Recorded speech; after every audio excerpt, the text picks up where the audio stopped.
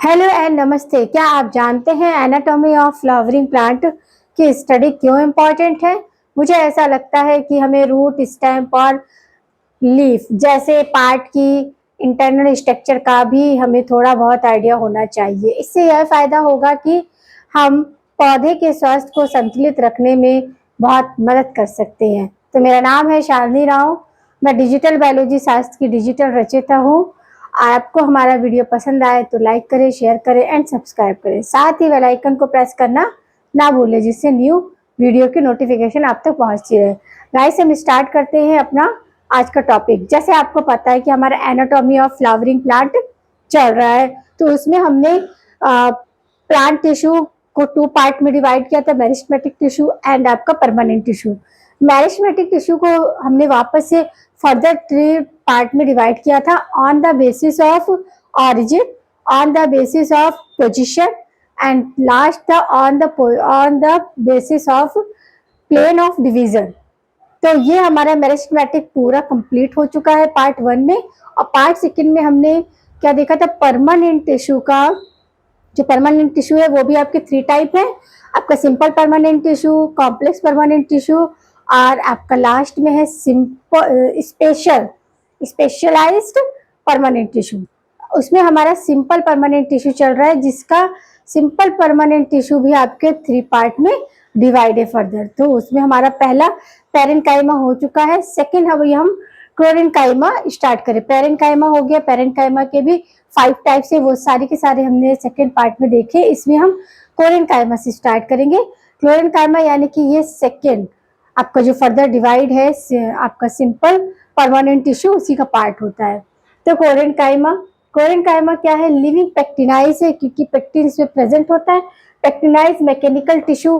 पेक्टिनाइज mechanical tissue क्यों बोल रहे हैं? क्योंकि ये क्लोरोप्लास्ट, मतलब आपके इसमें क्लोरोप्लास्ट प्रेजेंट होता है और ये फोटोसिंथेसिस में भी पार्टिसिपेट करता है, इसलिए यहाँ। और यहाँ पर क्या है कि इसकी सेल वॉल में पेक्टिन का डिपॉजिट होता है, इसलिए हम इसे लिविंग पेक्टिनाइज मैकेनिकल टिश्यू भी बोल सकते हैं। और वैसे भी ये लिविंग टिश्यू में आता है। सेल वॉल क्या है इसकी? सेलुलोज और हेमीसेलुलोज की बनी होती है। Deposition of the pectin at corner. अब ये आपका जैसे सेल है, तो इसके जो कॉर्नर है ना, यहाँ पर आपके पेक्टिन का डिपॉजिट होता है। क्या होता है? पेक्टिन का डिपॉजिट यहाँ कॉर्नर पे होगा। नो एवरी प्लेस, कॉर्नर पर होगा। Every corner deposit to pectin. Hypodermis of dicot stem. Of hypodermis क्यों बोला? जो आपका एपिडर्मस होती है, हाइपो किसकी? डाइकॉट स्टेम की। हाइपोडर्मस के नीचे जो होता है उसे हाइपोडर्मस कहते हैं, वहीं पर आपका क्लोरेन्काइमा प्रेजेंट होता है। Pectin due to the cell wall become hydro. अब ये यहाँ पर पेक्टिन का डिपोजिशन है कहाँ पे? सेल वॉल में। तो क्या हुआ, ये आपका हाइड्रोफिलिक नेचर को अडॉप्ट कर लेता है। हाइड्रोफिलिक नेचर यानी कि वाटर स्टोर। तो ये प्रोवाइड फ्लेक्सिबिलिटी। आप देखो डाइकॉट स्टेम है, जैसे कि आपका ग्रीन पी है और ग्राउंड नट है, इसका जो प्लांट होता है उसको आप कभी देखो फ्लेक्सिबल होता है, उसको ऐसे मोड़ेंगे ना तो 2 मिनट के बाद फिर वापस से सही हो जाता है। क्यों? क्योंकि उसकी क्लोरेन्काइमा में क्या प्रेजेंट है? आपका पेक्टिन प्रेजेंट है, इसके लिए फ्लेक्सिबिलिटी को क्या करता है? अडॉप्ट करता है। क्लोरेन्काइमा हाइपोडर्मिस कहाँ पर? आपका सनफ्लावर और कुकुरबिटा। सनफ्लावर में क्या होता है? जो क्लोरेन्काइमा ये एपिडर्मिस के नीचे वाला पार्ट होता है हाइपोडर्मिस। तो ये देखो, ये आपका एपिडर्मिस है ऊपर और नीचे क्या? हाइपोडर्मिस। ये 2 तरीके का अरेंज होता है। सनफ्लावर में क्या होता है? यूनिफॉर्मली होता है। सनफ्लावर में आपका यूनिफॉर्मली या फिर इसे होमोजिनस हाइपोडर्मिस कहते हैं। वही आपका कुकुरबिटा में क्या? ऐसे पैचेस बन जाते हैं। क्या होता है? ये पैचेस तरह स्ट्रक्चर बना लेता है। ठीक है, ये पैचेस की तरह स्ट्रक्चर बनाता है कुकुरबिटा। तो क्लोरेन्काइमेटस हाइपोडर्मिस आपका सनफ्लावर और कुकुरबिटा दोनों में पाया जाता है, बट सनफ्लावर में जो है वो यूनिफॉर्मली हाइपोडर्मिस होती है, या इसी को हम होमोजिनस हाइपोडर्मिस भी बोलते हैं। जबकि कुकुरबिटा फैमिली में जो पैचेस की फॉर्म में होता है। क्यों? क्योंकि यहाँ पर पेक्टिन जो है वो डिपॉजिट हो जाता है, इस तरह का आता है। अब ये जैसे लीफ में भी ये प्रेजेंट होता है क्लोरेन्काइमा। तभी देखो, जब ये कितना भी आंधी आएगा तो पत्तियां गिरती नहीं है, टूटती या फटती नहीं है। कौन सी पत्तियां गिरती है? जो ओट हो जाती है। यानी कि नेचर का बहुत सिंपल सा लॉ है कि जो पुराना हो गया है, जो यूज में नहीं, क्योंकि ओल्ड पत्तियां क्या होती है, फोटोसिंथेसिस में पार्टिसिपेट नहीं कर पाती है, तो नेचर उन्हें गिरने देता है। बट जो नई पत्तियां होती है वो गिरती नहीं है और ना ही वो कटती है, कि मतलब देखा आपने कभी पत्तियां किनारे से कट जाए या फिर मुड़ जाए, ऐसा नहीं होता है। क्यों? क्योंकि उसमें पेट्रियोल और लेमिना में क्या प्रेजेंट होता है, क्लोरीन कायमा होता है, जिसकी वजह से वो कितनी भी तेज आंधी आएगी, जो यंग लीफ है वो नहीं गिरती है, ओल्ड लीफ गिरती है। ओल्ड लीफ क्योंकि वो फोटोसिंथेसिस में भी पार्टिसिपेट करती नहीं है और उनका काम क्या होता है, कम होता है, तो इसलिए नेचर उन्हें क्या करती है, डाउनफॉल कर देती है। जबकि यंग जो लीफ होती है वो पेट्रियोल से जुड़ी हुई होती है, पेट्रियोल और लेमिना जो मार्जिन देता है लीफ को, उन दोनों में ही आपका क्लोरीन कायमा प्रेजेंट होता है। इसके लिए क्या है, लीफ जो है, जो यंग लीफ, याद रखना यंग लीफ में बोल रही हूँ, यंग लीफ नहीं गिरती है, ओल्ड लीफ गिर जाती है। फिर आपका क्लोरीन कायमा के, अब यहाँ पर एक क्वेश्चन और, ये देखो क्या है क्लोरीन कायमा, ये क्या है क्लोरीन कायमा, यानी कि ये सिंपल परमानेंट टिश्यू का टाइप है। एक और है क्लोरो, अब एक और आता है क्या, CHOLO, कोलेन। अब ये क्लोरीन कायमा ये है आपका पार्ट ऑफ पेरेंट कायमा। जब पेरेंट कायमा के डिफरेंट 5 टाइप्स हमने पढ़े थे, वहां पर ये क्लोरीन कायमा है। तो ये भी आपका क्या करता है, क्लोरो मतलब फोटोसिंथेसिस में और आपका मैकेनिकल सपोर्ट में सपोर्ट करता है। तो आप कंफ्यूज नहीं होना, क्लोरीन कायमा क्या है आपका, ये है आपका part of simple permanent tissue का, और क्लोरोकाइमा ये क्या है, पार्ट ऑफ पेरेंट कायमा, याद रहेगा, पेरेंट कायमा। अब आपका आता है कि टाइप ऑफ क्लोरीन कायमा, तो टाइप क्या है आपके, मोस्टली 3 टाइप होते हैं, एंगुलर क्लोरीन कायमा, लेमिनार और आपका लेमिनेट या फिर प्लेट क्लोरीन कायमा। आप क्या है, एंगुलर क्लोरीन कायमा, एंगुलर क्लोरीन कायमा आपका क्या है, देखिए इसमें कुकुरबिटेसी या आपको टोमेटो फैमिली के प्लांट्स आते हैं, जिसमें कि क्या होता है, सेलुलोज इस तरह क्या हो जाता है, जब आपका पैक्टिन क्या हो जाए, इस तरह सिलेक्ट हो जाता है जिस तरह। और ल्यूमिनार, इसमें क्या आता है आपका, कि ये जो आपका ये आपका बना है ना पित्त, पित्त के बीच में deposit, aerial root of the monstera, ठीक है। अब इसके बाद आता है लेमिनेट या फिर प्लेट। प्लेट जो कोलन कायमा होता है वो इस तरह प्लेट की तरह स्ट्रक्चर होता है, और ये क्या सनफ्लावर में होता है। समझ में आया? यहाँ पर आपका कोलन कायमा हमने देखा कि लिविंग होता है, और आपका सेलुलोज और पेक्टिन की बनी होती है। पेक्टिन जो होता है सेल वॉल में डिपॉजिट हो जाता है, हाइड्रोफिलिक नेचर को अडॉप्ट कर लेता है, यानी कि फ्लेक्सिबिलिटी देता है, तभी चना मटर की जो दाल होती है वो टूटती नहीं है, जरा सा आप उसे करोगे वो नीचे झुक जाती है मगर टूटती नहीं है। और आपका क्या है, न्यू लीफ भी जो है वो फॉलोड नहीं होती है, क्योंकि उनकी पेट्रियोल लेमिना में क्या प्रेजेंट होता है, जिसकी वजह से उनको फ्लेक्सिबिलिटी मिलती है। थर्ड हमारा आता है स्क्लेरेनकाइमा।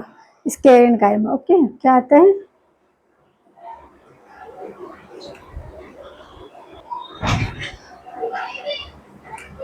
स्क्लेरेनकाइमा। स्क्लेरेनकाइमा क्या, डेड जो होती है वो लिग्निफाइड मैकेनिज्म टिश्यू है, ठीक है, क्योंकि इसमें भी आपका क्या होता है, लिग्निफाइड होता है। और आपका सेल वॉल के सेकेंडरी इन नेचर लिग्निफाइड हो जाता है, यानी कि सेल वॉल पूरी तरह से, इसमें जो प्रोटोप्लाज्म होता है वो अपसेंट होता है, इसलिए लिग्निफाइड हो जाती है। Protoplasm absent, lumen empty, okay. फिर present in the hypodermis of monocot stem, monocot stem पे आपके हाइपोडर्मिस में प्रेजेंट होती है। स्क्लेरेनकाइमेटस भी बोलते हैं, जैसे कि आपका वेसल्स है, ट्रैकियर्स है, स्क्लेराइड्स है, फाइबर्स, ये इनके एग्जांपल है। वेसल्स जो होती है वो ओनली एंजियोस्पर्म प्लांट में ही पाई जाती है, जबकि आपका ट्रैकियर्स जो है वो आपका टेरिडोफाइटा, जिम्नोस्पर्म और एंजियोस्पर्म तीनों हायर प्लांट में प्रेजेंट होता है। क्या ट्रैकियर्स, ठीक है। ये सारे के सारे अभी हम बताएंगे, जाइलम फ्लोएम जो बनाने में काम करते हैं, जो ट्रांसपोर्ट का काम करते हैं, तो वेसल्स और ट्रैकी ये आपके आगे अभी हम इनके बारे में आपको और भी ज्यादा बताने वाले हैं। तो ये स्क्लेरन कैसे होती है, स्क्लेरेनकाइमेटस होती है, हाइपोडर्मिस के नीचे होती है, किसमें होती है, मोनोकॉट स्टब में होती है। वेसल्स होती है, ट्रैकियर्स होती है, स्टेरॉइड्स होती है और फाइबर्स होते हैं। अब जो स्क्लेरेनकाइमा है वो कितने 5 टाइप्स होती है आपकी। फर्स्ट होती है ब्रांची स्टेरॉइड्स, यानी कि स्टोन या ग्रिट सेल्स। कैसी होती है, ये स्टोन की तरह हार्ड होती है, इसलिए इन्हें स्टोन सेल बोलते हैं। प्रेजेंट ऑफ द आपका ड्रूप फ्रूट जिनका एंडोडर्म जो होता है, फॉर एग्जांपल जैसे कि आपका गुआवा वगैरह है, तो उसको खाते हैं तो कैसे वो अंदर जो रहता है उसका सीड वगैरह, गुआवा है, एप्पल है, पियर्स है, तो उसमें कैसा ड्रॉप फ्रूट, ठीक है, एक और drop fruit guava banana apple taste आता है। ऑस्टियोस्ट्राइड क्या, बोन सेल्स, ये इनका स्ट्रक्चर बोन जैसा होता है।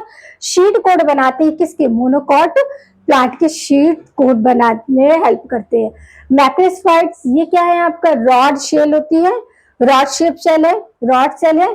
Sheet code of legume, legume बोले तो चना है, मटर है, वो सारे के सारे आपके लेग्यूम में जाते हैं, उनका शीट कोड बनता है किससे, रॉड सेल से। अब ट्राइकोस्क्लेरॉइड है, ट्राइकोस्क्लेरॉइड में क्या है आपका, हेयर सेल है, हेयर सेल आपका हेयर लाइक स्ट्रक्चर होता है, एरियल रूट ऑफ मोनेस्ट्रा, इसके रूट पे रहता है। अब ऑस्टियो या स्ट्रेटैटिक, स्ट्रेटैटिक या स्ट्रेटैटिक, ठीक है, ये क्या होती है, स्टार सेल्स होती हैं जो कि leaf of tree, leaf of tree में प्रेजेंट होती है। तो ये हमारा क्या हुआ, स्क्लेरेंकाइमा हुआ।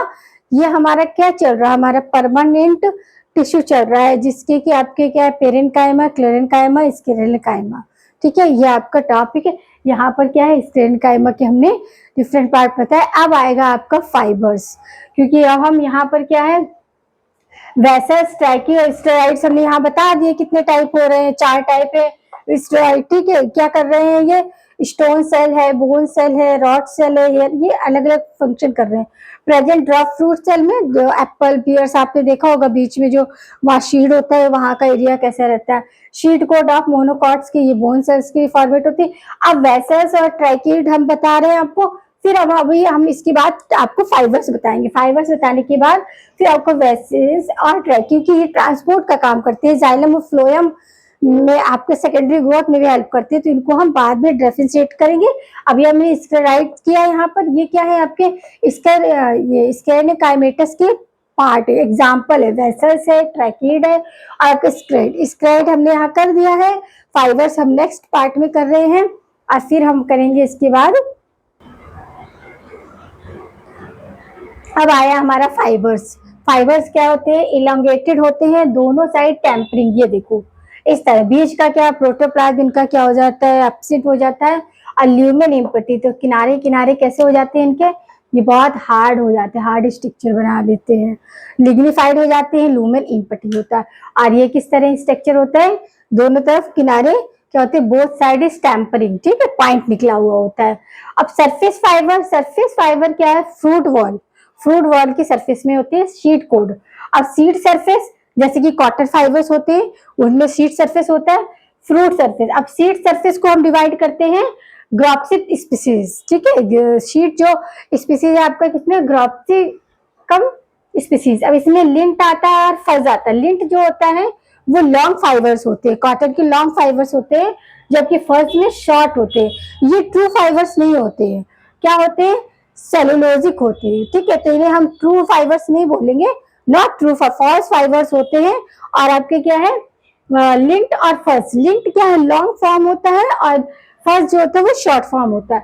वही फ्रूट सरफेस, फ्रूट सरफेस में आपका कोकोनट फाइबर्स, मीसोकार्प और कोकोनट देखा है ना, कोकोनट देखो ये ऐसे रहता है, ये बहुत हार्ड होता है, बाहर का क्या है आपका एपिकार्प है, फिर इसके अंदर जिसकी वो रस्सी बनती है ये मीसोकार्प होता है, और जो अंदर का होता है जो और हार्ड एक होता है वो इंडोकार्प होता है। अब इसमें 2 चीज हम खाते हैं, देखो एक ये से खाते हैं, एक ये आपका क्या है, जो व्हाइट बाग, उसको हम क्या बोलते हैं, उसको हम बोलते हैं कर्नल, कर्नल बोलते हैं। कर्नल क्या है, सेलुलोज इंडोस्पर्म है, इंडोस्पर्म को हम खाते हैं और हम इसका पानी भी पीते हैं, लिक्विड। ये क्या है, न्यूक्लियर इंडोस्पर्म है, ये भी इंडोस्पर्म है, ये भी इंडो क्या है, इंडोस्पर्म। इंडोस्पर्म को हम खाते हैं, व्हाइट कलर का पार्ट है वो इंडोस्पर्म को हम खाते हैं, जिसे कर्नल बोलते हैं। और लिक्विड जैसे जो कि आपका न्यूक्लियर इंडोस्पर्म होता है। आप ये बाहर का जो पता है कि आपको कि जो नारियल का जो ये रेशा होता है, ये मीसो, इससे जो रस्सी बनती है जो नाव वगैरह में, वो सबसे मजबूत रस्सी कोकोनट के फाइबर से ही बनती है, जो कि मीसोडर्म का मीसोकार्प का पार्ट होता है, ठीक है। ये जो 3 है वो 3 है आपका, इंडोकार्प, मीसोकार्प और एक्टोकार्प। एक्टोकार्प सबसे बाहर का जो ग्रीन कलर का होता है, फिर उसके अंदर का जो रहता है तो कैसे होते हैं जिसमें रस्सी बनती है, तो वो हो गया मीसोकार्प। और जो लास्ट में एकदम हार्ड होता है उसके बाद हम जो खाते हैं व्हाइट कलर का वो निकलता है, उसे क्या कहते हैं, एंडोकार्प बोलते हैं। और जो पीते हैं उसे कर्नल बोलते हैं, लिक्विड होता है। नहीं पीते हैं तो उसे तो लिक्विड कहते हैं, लिक्विड यानी कि न्यूक्लियर एंडोस्पर्म होता है, और ये जो जिसे खाते हैं उसे कर्नल बोलते हैं। तो ये हो गया आपका जाइलम फाइबर्स। ये है क्या, जाइलम फाइबर्स ही बोलते हैं या वुड फाइबर ही बोलते हैं। समझ में आया कि फाइबर्स क्या इलांगेटेड होते हैं, बोथ साइड आपकी टैपरिंग होती है, लिग्निफाइड होते हैं, ल्यूमन एम्पटी होता है। 3 टाइप होते हैं, सरफेस फाइबर जो कि फ्रूट वॉल को का बनाते हैं, शीड कोड होता है, सीड सरफेस, जैसे कि कॉटन फाइबर है। कॉटन फाइबर में भी आपके 2 तरह के होते हैं, लिंक्स होता है वो लंबा फाइबर होता है, और जो आपका फर्स्ट होता है वो स्मॉल फाइबर्स होते हैं, बट ये ट्रू फाइबर्स होते हैं। Okay, no fast fibre. और आपका फ्रूट सरफेस, ये कोकोनट फाइबर्स, कोकोनट फाइबर से जो रस्सी बनता है वो बहुत मजबूत होता है, नाव वगैरह बनाने के, बांधने के लिए काम आता है। फिर आपका आया जाइलम फाइबर या वुड फाइबर, ये सेकेंडरी जाइलम होता है, शॉर्ट होता है, हार्ड होता है, मोजी फाइबर, नॉट कमर्शियल, इसका कोई भी कमर्शियल इंपॉर्टेंट नहीं है, सैक्रोमाइस मोसा, इससे ये मिलता है। फिर है फ्लोएम फाइबर या बास्ट फाइबर, ठीक है, फ्लोएम फाइबर या बास्ट फाइबर, ये इसकी स्पीसीज है। ये 4 पार्ट जो जैसे कि जूट है, हेम्प है, सन हेम्प है, पतोहा है, फ्लेक्स है, तो ये इसके मैंने साइंटिस्ट नेम भी लिखे, क्लोरोक्लोकस कैपुसुलेरिस, ये किसका, जूट का है साइंटिस्ट नेम। फिर है कैनाबिलस सैटाइवम, ये हेम्प का है। और आपका कोरोलेरिया जो सन हेम्प, वो गांव में रस्सियां से रस्सी बनाई जाती है, फिर वो काट होती है उसको भरा जाता है, वही आपका सन फैक्टर। फिर है हिबिकस सेबिरेना, ये पतोहा होता है, ये सब रस्सी बनाने के काम आते हैं। लिग्नियम एस्टिमेटम, ये फ्लैक्स होता है। तो ये यहाँ पर हमारे फाइबर्स कंप्लीट हो गए। अब हम आगे जो देखेंगे वो क्या देखने वाले हैं, अब हम वहां पर जो ट्रैकिया वेसल्स उसको हम डिवाइड करके उसके मेन फीचर्स आपको हम बताने वाले। तो अभी हमारा क्या चल रहा है, मैरिस्मेटिक आपका ये परमानेंट टिश्यू चल रहा है, परमानेंट टिश्यू के ही हम डिफरेंट पार्ट को यहाँ पर क्या कर रहे हैं, सिस्टमैटिक 1 by 1 स्टडी कर रहे हैं। Complex permanent tissue, complex permanent हमारा क्या हो गया है वहां पर, पूरा simple permanent tissue, complex permanent tissue made up of more than, बहुत सारे more than 1 types of cell से मिलकर बना होता है क्या, complex permanent tissue. Vascular bundle, vascular bundle में प्राइमरी वेस्कुलर बंडल और सेकेंडरी वेस्कुलर बंडल, ये फर्दर डिवाइड रहते हैं। प्राइमरी वेस्कुलर बंडल में आपके प्राइमरी जाइलम और प्राइमरी फ्लोएम बनते हैं, जबकि सेकेंडरी वेस्कुलर बंडल में secondary xylem and secondary phloem का फॉर्मेशन होता है। अब प्राइमरी जाइलम और प्राइमरी फ्लोएम, तो इसको बोलते हैं प्रोकैम्बियम का फॉर्मेशन करता है। प्रोकैम्बियम जो है वो प्राइमरी जाइलम और प्राइमरी फ्लोएम के लिए रिस्पॉन्सिबल होता है, जबकि वेस्कुलर कैम्बियम जो होता है वो सेकेंडरी जाइलम और सेकेंडरी फ्लोएम के लिए रिस्पॉन्सिबल होता है। तो प्रोकैम्बियम से क्या बनेगा, प्राइमरी जाइलम और प्राइमरी फ्लोएम, जबकि सेकेंडरी ग्रोथ तो सेकेंडरी जाइलम इनसाइड और आउटसाइड, ये आपका पिथ होती है, इनसाइड यानी अंदर की तरफ क्या बनेगा, सेकेंडरी जाइलम बनेगा, आउटसाइड क्या बनेगा, फ्लोएम बनेगा। तो यहाँ पर हमारा क्या है कि आज हमारा ये कवर होता है, फिर हम नेक्स्ट पार्ट में क्या करने वाले हैं कि अब इसका ही पूरा डिवीजन हम देखेंगे। तो ये हमारा जो पार्ट 3 है उसमें हमने क्या किया है कि कोरेनकाइमा और स्क्लेरेनकाइमा फाइबर्स, इन सबको हमने क्या किया, पूरी तरह से कवर किया है कि किस तरह आपके फाइबर्स में क्या क्या डिवीजेशन होता है, किस तरह सेल वॉल, आपकी सेलुलोज, हेमीसेलुलोज, और ल्यूमेन कहाँ रहता है, पेक्टिन कहाँ होता है, डेड आपके डेड मैकेनिकल टिश्यू किसे कहते हैं आपका, और आपका लिविंग मैकेनिकल टिश्यू किसे कहते हैं, ये सारे का सारा हमारा यहाँ पर पूरा हुआ है। तो अब नेक्स्ट हम चलेंगे सेकंड वाला, क्योंकि हमारा जो परमानेंट टिश्यू है वो भी 3 पार्ट में डिवाइड है, simple permanent tissue, complex permanent tissue और आपका स्पेशलाइज्ड परमानेंट टिश्यू। तो सिंपल परमानेंट टिश्यू हमारा 3 पार्ट में फिनिश हो गया है। अब नेक्स्ट में हम क्या करेंगे, कॉम्प्लेक्स परमानेंट टिश्यू को आगे कंटिन्यू करेंगे। आपको क्या करना है कि सारी चीजों को एक साथ अच्छे से रीड करना है, विद डायग्राम अपना रिवीजन करना है और चीजों को समझते जाना है, क्योंकि एनाटॉमी जो है वो बच्चे इतना ज़्यादा सीरियस पढ़ते नहीं है, क्यों, क्योंकि उनको कुछ समझ नहीं आता। बट मैं आपको ये बोलना चाहती हूँ, आप थोड़ा थोड़ा कोशिश करोगे, एक साथ आएगा ऐसा ज़रूरी नहीं, बट हाँ शुरुआत करोगे तो कहीं ना कहीं से आप क्या होगा, कहीं ना कहीं किसी लेवल पर तो पहुंच जाओगे, बट उसके लिए आपको शुरुआत करनी है। और शुरुआत कैसे करनी है, सिस्टमेटिक करना है, ठीक है।